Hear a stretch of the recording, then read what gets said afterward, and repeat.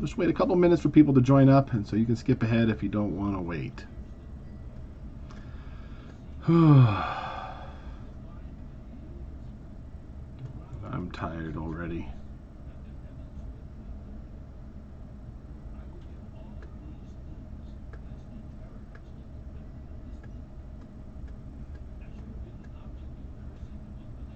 I don't know if we're actually even live yet. Sometimes it takes a while. Just in case, hello again. We're doing our Bible study. We're just waiting for people to join. Oh, there's some people. Hey there, everybody. Good to see you guys.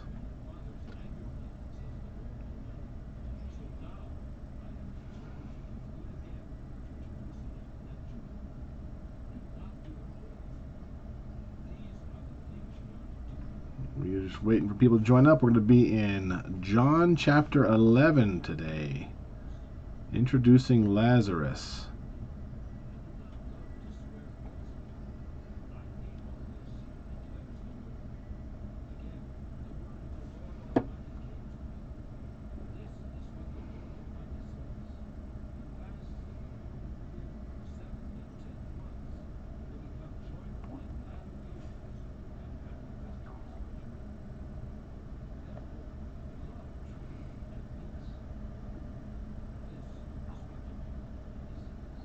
It is extremely windy right now. The kids are outside playing with a giant tarp, as they are wont to do. The boys, when the wind's so crazy, they feel they think they might be able to get lifted up like a parachute and get blown somewhere. And I think they would find that immensely entertaining. You know, boys, they're always cheating death. Hey there, Courtney and Kimberly.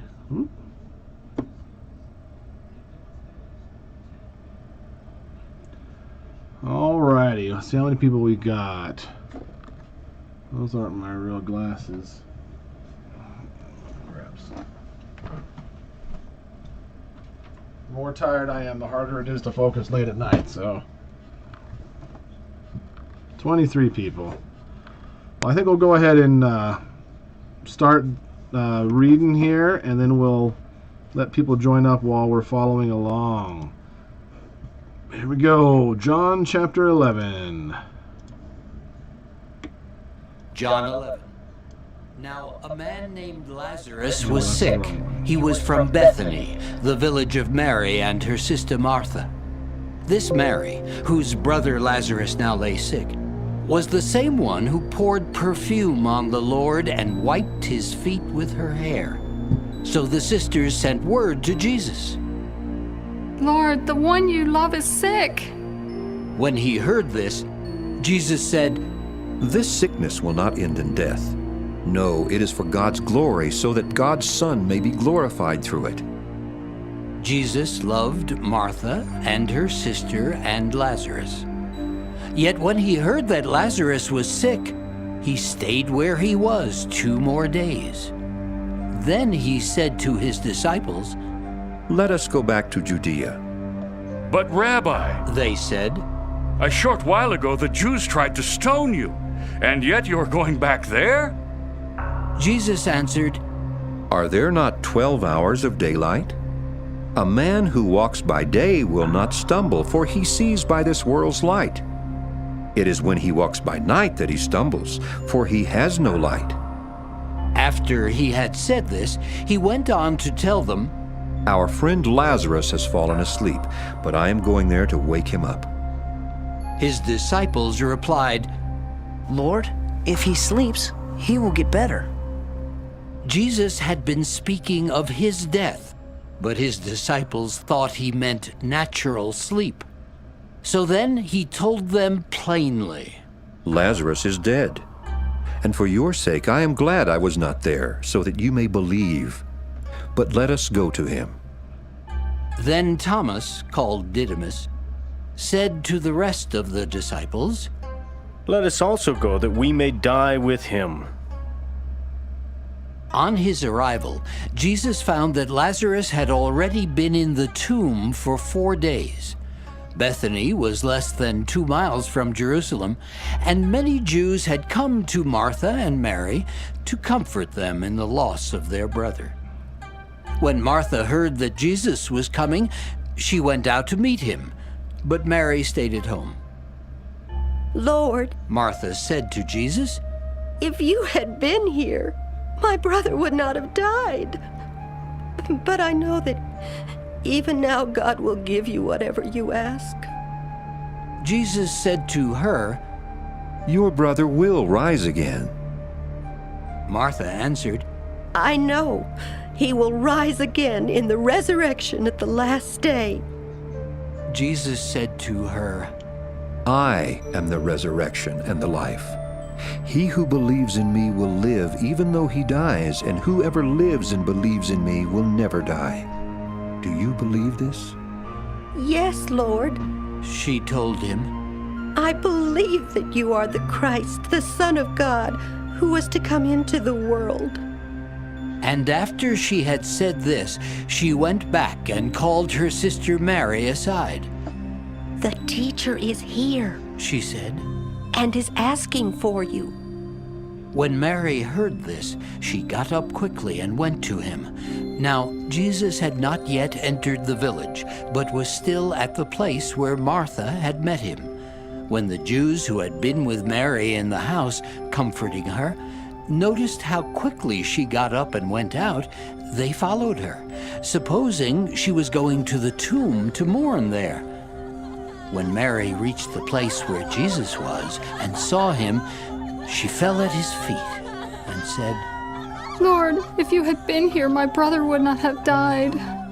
When Jesus saw her weeping, and the Jews who had come along with her also weeping, he was deeply moved in spirit and troubled. Where have you laid him? He asked. Come and see, Lord. They replied. Jesus wept. Then the Jews said, See how he loved him. but some of them said, Could not he who opened the eyes of the blind man have kept this man from dying? Jesus, once more deeply moved, came to the tomb. It was a cave with a stone laid across the entrance. Take away the stone. He said, But Lord, said Martha, the sister of the dead man, by this time there is a bad odor, for he has been there 4 days. Then Jesus said, Did I not tell you that if you believed, you would see the glory of God? So they took away the stone. Then Jesus looked up and said, Father, I thank you that you have heard me. I knew that you always hear me, but I said this for the benefit of the people standing here, that they may believe that you sent me. When he had said this, Jesus called in a loud voice, Lazarus, come out! The dead man came out, his hands and feet wrapped with strips of linen and a cloth around his face. Jesus said to them, Take off the grave clothes and let him go. Therefore many of the Jews who had come to visit Mary and had seen what Jesus did put their faith in him. But some of them went to the Pharisees and told them what Jesus had done. Then the chief priests and the Pharisees called a meeting of the Sanhedrin. What are we accomplishing? They asked. Here is this man performing many miraculous signs. If we let him go on like this, everyone will believe in him. And then the Romans will come and take away both our place and our nation. Then one of them, named Caiaphas, who was high priest that year, spoke up. You know nothing at all. You do not realize that it is better for you that one man die for the people than that the whole nation perish.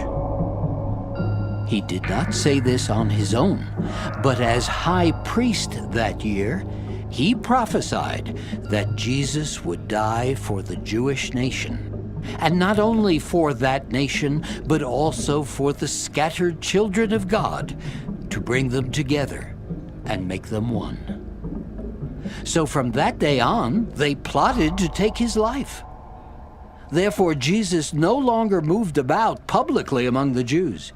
Instead, he withdrew to a region near the desert, to a village called Ephraim, where he stayed with his disciples.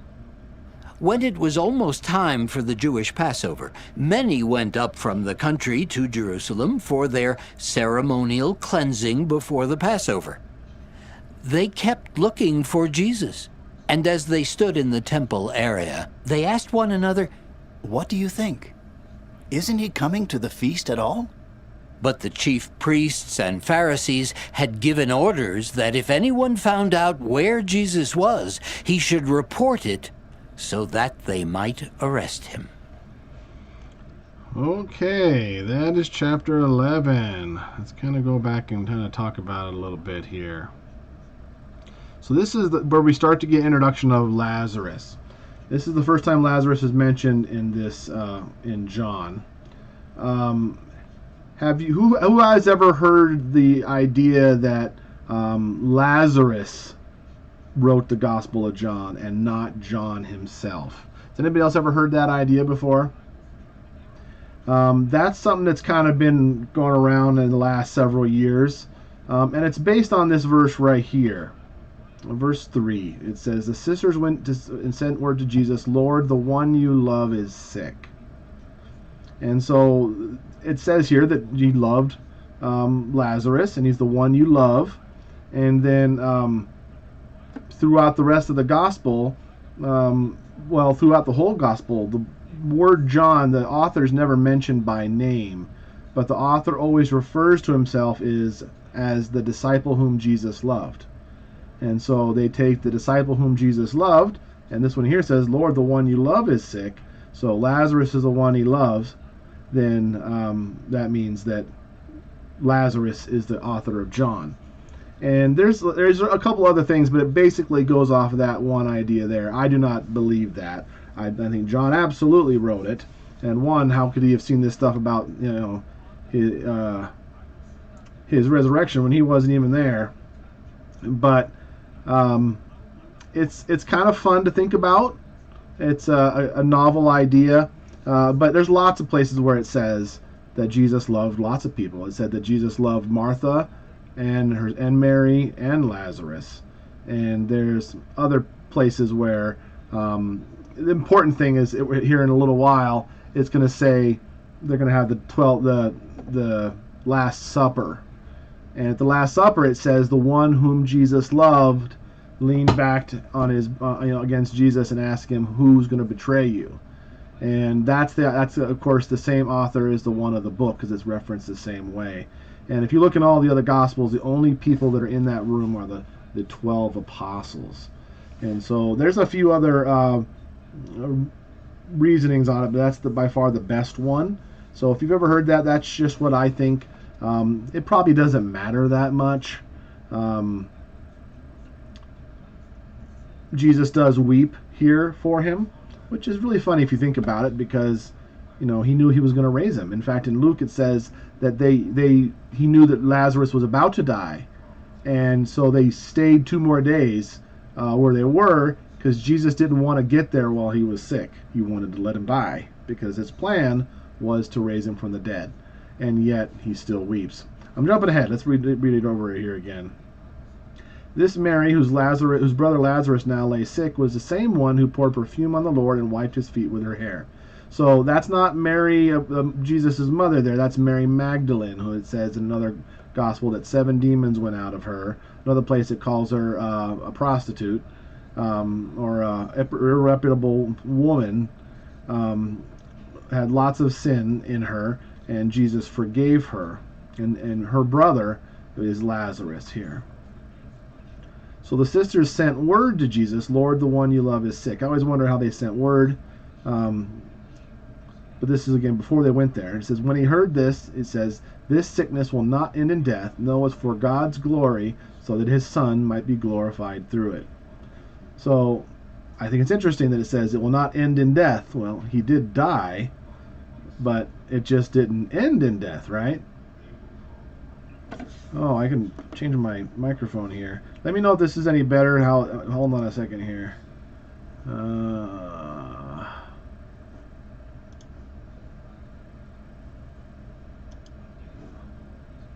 I don't know if I should be doing this right now, but I'm apparently going to do it anyway. You guys tell me which one's better, because I've been wanting to know for a while. Oh, I didn't detect it. Never mind, never mind. Sorry about that. Well, there's the verse right there. Verse 5 says, Jesus loved Martha and her sister and Lazarus. So there he loved 3 people. It doesn't mean that they all wrote the Gospel of John. It's just telling us who Jesus loved, and they loved them. Yet when he heard that Lazarus was sick, it's in this gospel, he stayed where he was 2 more days. So after they heard he was sick, he didn't go right away. He stayed there 2 more days, because again, I think that it's because he wanted him to die, so that what it says that God's Son may be glorified through it. Of course, he's talking about himself there. Then Jesus said to his disciples, let's go back to Judea. He said, but Rabbi, a short while the Jews tried to stone you, and yet you're going back there. And here's a beginning here. Jesus was a Jew, right? I mentioned this before, and the disciples were Jews. And yet here, he says, the Jews tried to stone you. The Greek word there is eutheon. It means, it originally meant from the land of Judea. But that changes over time. And it doesn't necessarily mean, when you hear Jew today and you think somebody who's Jewish born. So, and that's not necessarily always the case. I don't know why I'm randomly going on this, but I'll show you here in Esther. Ooh, spelled it wrong. There it is here. After the book of Esther is a huge battle and all this stuff. And it says, in every province, every city to which the edict of the king came, there was joy and gladness among the Jews, with fasting and celebrating. And many people of other nationalities became Jews, because fear of the Jews had seized them. So at this point, the word Jew refers to the religion, that they were Jewish by religion. So even if you were a foreigner, they call them a proselyte. You were allowed to be born from other countries or other races, you're not necessarily descended from Jacob. And so long as you became circumcised and kept the Torah, then you were able to be, they were called Jews. And you can see that at Pentecost, because it says there were Jews from every nation under heaven. And then it lists all the people from all the different nations, even proselytes that were also, that are all called Jews. And the reason why I'm saying that here is after all this, in the letters of John and Peter and James, it calls the ones that are opposed to Jesus Jews. It is always, it becomes the Christians and the Jews. Even though, of course, by race, they were all Jewish, that is, descended from Abraham. But Jews here starts to become synonymous with those who are not believers in Jesus as the Messiah. And so that's why, here it is, the disciples, the apostles, saying the Jews tried to stone you. They're disassociating. It becomes to where they call Jews as that's the enemy of the gospel in that sake. If they were to become a believer in Jesus, they would be called Christians. Even though they were all Jewish by religion. It was the fact that Jesus came the way he did as a lamb and dying on the cross is not the way they thought the Messiah was going to come. And so the people that didn't believe in him started calling the Jewish people that did believe Jesus was the Messiah, they started calling them Christians, Christanos, but just the Christ ones, basically. So anyways, you'll see that for the rest of the chapter. They're going to start calling the Jews. And again, when you hear that, don't think Jewish by race. Think Jewish by religion. Everybody still there? You guys are quiet tonight. Any of you guys ever hear that John might have been written not by John the Apostle, but by Lazarus? I had never heard it before, and then I read a bunch of articles on it, and it was kind of convincing for a little while before you start to understand what was going on. Yes and yes. It is interesting. It is interesting. We have the audio Bible playing all the time, and so I take little things like that. Well, maybe the idea that Lazarus wrote the gospel, and then the next time I hear the John come up, I keep that in mind and say, wait, if John wrote the gospel, how does he know, how many that he stank, and how they know what his sisters said? Of course, he could have asked them, I suppose. But John is right. The person who's writing the gospel is writing his gospel as an eyewitness. Whereas Luke, it specifically says that he was not an eyewitness, but he researched the things out, and he did more of a reportive journalism type thing. But this one's being written, it says at the end of the gospel, who saw these things and wrote them down. So it's kind of novel. We live kind of in an era, I was just talking about this with Asher the other night, we live in an era of conspiracy theories, and conspiracy theories are super fun, right? If if everybody's been told something their whole life, eggs or whatever. Here's the one I use all the time.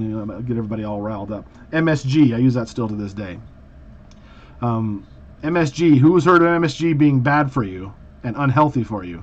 Like, everybody's heard that. But if you just type MSG into a search engine and read any of the scientific studies on it, you will never find anybody that actually has any evidence that MSG is bad for anyone. It all goes back to a guy at a restaurant, and they called it Chinese food syndrome. He said he got sick. He was actually a food critic. And anyways, my point is that's the truth. And of course, that's a conspiracy that I believe. And so whenever someone talks about, it's got MSG in it, and I'll say, MSG is actually not bad for you at all. And they go, get out of here. And we start a big argument. But it's fun to know things that nobody else knows, right? And so things like that. Did you know John the Baptist? Did you know that Mary Magdalene had children with Jesus? The whole Da Vinci Code thing. And, really? How do you say that? Well, it says here. And they have all these different types of things. And people just kind of love to believe unbelievable things. And so if it flies in the face of years and years of tradition and study, which there's a good reason to doubt things like that. Don't get me wrong. There are true conspiracies out there. But at the same time, just because it's new and different and interesting doesn't mean that you have to necessarily believe it. You guys ever heard the story that David took 5 smooth stones from the river when he fought Goliath because Goliath had 4 brothers? You ever hear that? I heard that a billion times growing up. And 1, there's no evidence that Goliath had 4 brothers. And 2, it robs David of his whole story that he really probably took 5 smooth stones because he thought he might miss, and he needed to take extra ammo. So, but little conspiracies like that kind of gain a lot of traction because they're fun to believe. And so, same thing with the Lazarus thing, that it's just kind of fun to believe.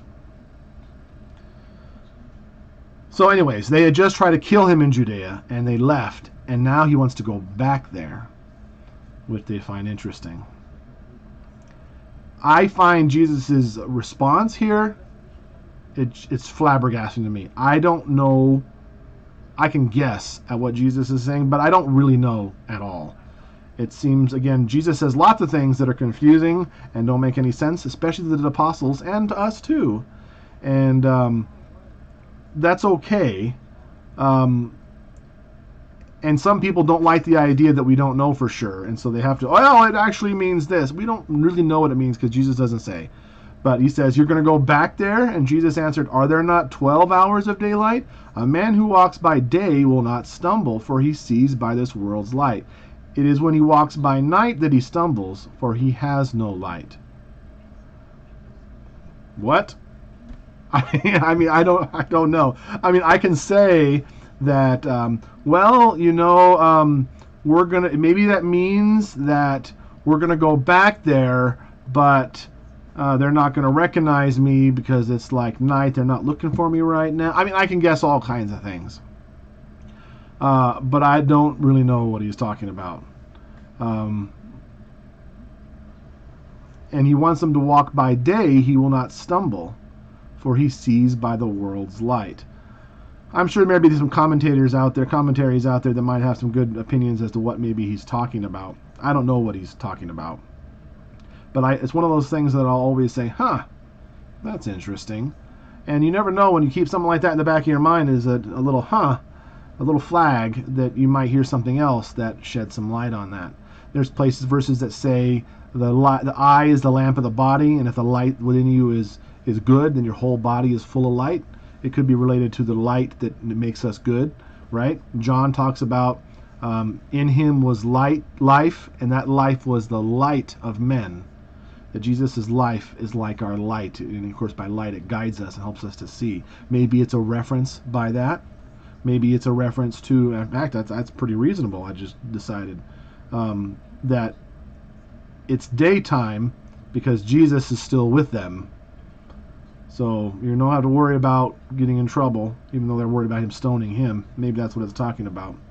Other places in Luke, when they're on the cross, he says, if they do these things, mean crucifying him, if they crucify me while the tree is green, what will happen when it is dry? And so maybe this, it is when he walks by night that he stumbles. So I don't know, but that's just an interesting, random thing to think about. What do you guys think? I don't have any idea.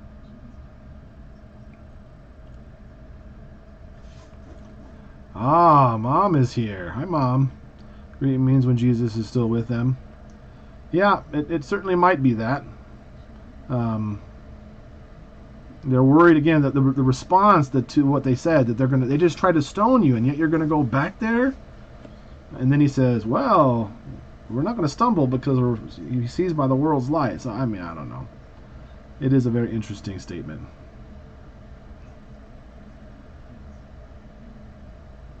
After he had said this, he went on to tell them, our friend Lazarus, them and not him, but you know how that goes. Yeah. After he said this, he went on to tell them, our friend Lazarus has fallen asleep, but I'm going there to wake him up. And I really like this little thing. His disciples replied, Lord, if he sleeps, he'll get better. Jesus has been speaking of his death, but his disciples thought he meant natural sleep. So there's several places where the word sleep is used as a euphemism for death. And some people take the idea, like Seventh-day Adventists, if you are out there, that's what happens when we stop breathing, is that we sleep until the resurrection, that you're still alive in some fashion. I don't think so. I think dead is dead, and of course this is a place where it's interesting that they confuse the different kinds of sleep here. And I really like that he just tells them plain. Jesus is speaking metaphorically, and he's fallen asleep.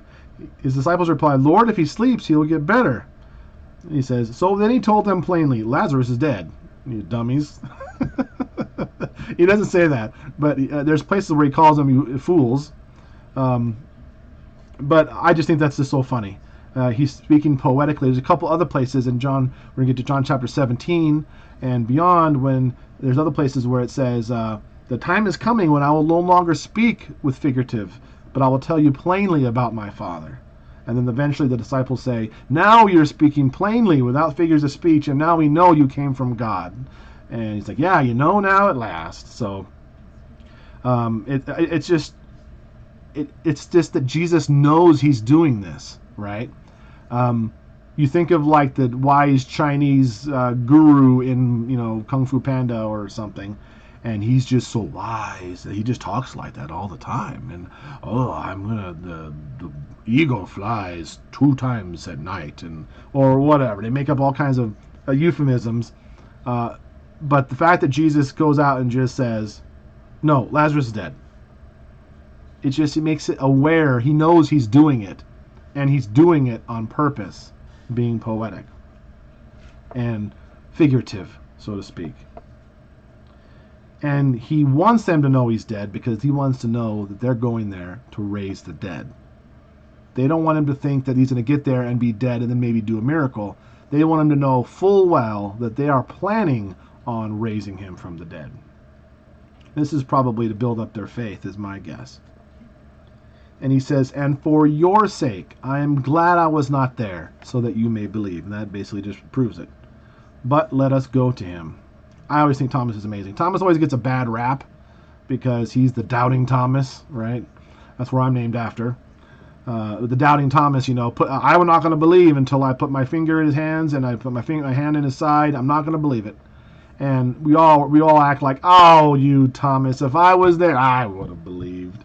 And that's just not how it is. I mean, Jesus doesn't chastise him for his lack of faith. He shows him. He says, here, put your fingers in my hand. Here, put your finger in my side. Stop doubting and believe. And yes, you believe because you've seen, and it's greater if you believe without seeing, of course. But he's doesn't condemn Thomas. He gets kind of a bad rap for that, but you can't blame the guy. He wasn't there when everybody else was who saw him. And he came later on not having seen him, and then he doubts. I would be doubting Thomas, but I don't know that it's as bad as it thinks. But here he is here, being bold, right? Then Thomas, called Didymus, which is interesting, said to the rest of the disciples, let us also go that we may die with him. He says, they know that the Jews are there. They tried to stone you. They hate us. And it's like, if we're going to die, let's just all go die, And I don't think he's necessarily being mocking here. I think he's being brave. So let's go too. We'll all go die. And that's like he's putting his life on the line. Of course, what happens when they actually do come for them, they all flee, right? No one who says, and there are no attendants here. Oh, yeah. On his arrival, Jesus found that Lazarus had already been in the tomb for 4 days. Bethany was less than 2 miles from Jerusalem. So that's pretty close. What's interesting, too, is Bethlehem is like 5 miles from Jerusalem. So these are all kind of in the same little vicinity. And the point of this is because there are Jews from Jerusalem coming to see her. And many Jews had come to Martha and Mary to comfort them in the loss of their brother. And this is an interesting turn of events, right? Because it says that this is the Mary that anointed Jesus' feet with oil and wiped over their hair. And what happened when Jesus was speaking nicely to her and kindly to her when she did that? They all said, does he not know what kind of woman this is? She's a sinner. And Judas is like, you could have spent that a year's worth of wages that you could have sent to the poor. Everybody was talking bad and down to her. And yet the Jews all come to them to comfort them. I find that interesting. So,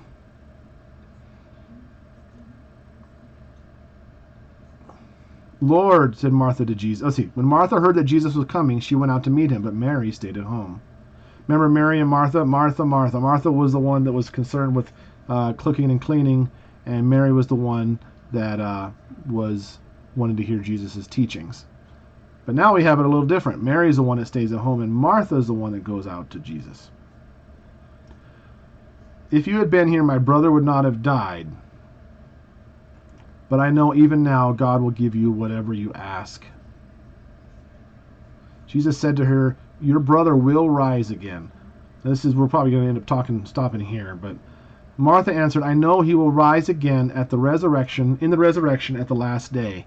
Jesus said to her, I am the resurrection and the life.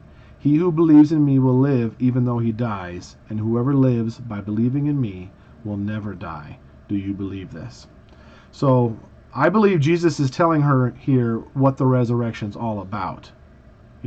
She was thinking that the resurrection was going to be on the last day, and he would rise then. And Jesus says, I am that. That thing you're talking about, I am that. I am the resurrection and the life. He who believes in me will live even though he dies, and whoever lives by believing in me will never die. I always thought that was a confusing way to word things. As you guys know, I think that the resurrection was a spiritual thing that happened just to those who were dead. And Jesus said in Matthew 16:27 that those things would happen before that living generation passed away. And so I see these two things here. He who believes in me will live even though he dies. That is, if you believe in Jesus, you will live even if you die, meaning that the resurrection had not happened yet. But whoever lives and believes in me, that is, if you live and believe in me and you don't die before the resurrection happens, you'll never die. And I just think that's interesting. Otherwise, it's kind of a little confusing because he says both things.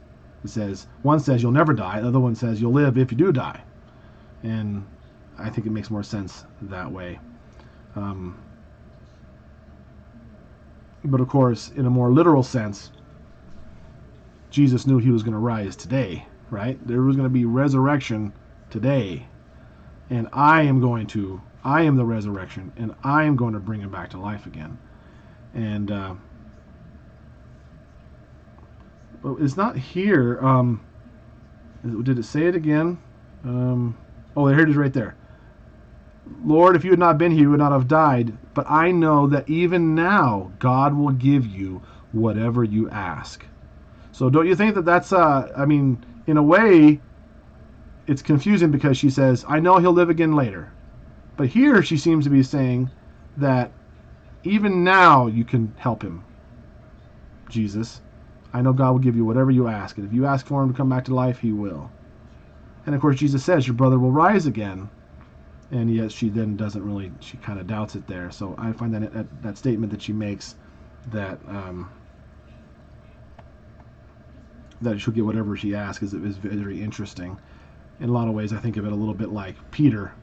I will go with you to punishment and to death. And, and like 5 minutes later, he runs. And I'll never deny you. And just an hour later, he's denying him 3 times. So none of us will abandon you. And then he strikes the shepherd. Then they all flee. So sometimes it's hard to put your money where your mouth is with our faith. Do you ever feel that way? I feel that way all the time. I think I know what God wants for me in my life, and I'm going to have faith that he's going to take care of me. And then I think, well, what if he doesn't? Or I believe that he's going to take care of me, and whatever happens, I'll be okay. And then something bad happens, and it's the end of the world, and I'm upset and bothered, and it's just kind of how it goes. And so it's hard to have the real faith that goes from, believing what you can see and believing what you can't see. So... Oh, you're welcome. You're welcome. I appreciate that. Faith is easy to have before you are tested on it. I think that's true. And I think the more your faith is tested, the more you can kind of grow it. Because isn't that the truth? Isn't that how that trust fall exercise works? Once you trust somebody enough to catch you, it's a lot easier to just fall once you trust them. But before that at time, it's pretty hard. So, hi there, Drowsy Doll. I hope you can make it back next time. We're about done, but you can catch on the replay. As soon as this one ends, it'll restart, and you'll be able to watch it. So let's go ahead and just pray. We'll continue back there at verse 27 and get to the rest of the chapter here after. So, all right, let's go ahead and pray. Dear Heavenly Father, thank you so much for this gospel and the uniqueness of John's gospel and all these fun revelations and these great, the way this is described, that we can kind of picture what it would be like and wonder what we would do if we were there and what we would believe. And would we be like doubting Thomas, or would we believe instantly? And help us to understand that everybody's in a different place, and it doesn't matter whether you have 1 talent or 5 or 10. It only matters at what you do with what is God's given you. So thank you for giving all of us the ability to understand and to follow. In Jesus' name, amen. All right, everybody. Thank you so much. Like the video, and I will see you again next week.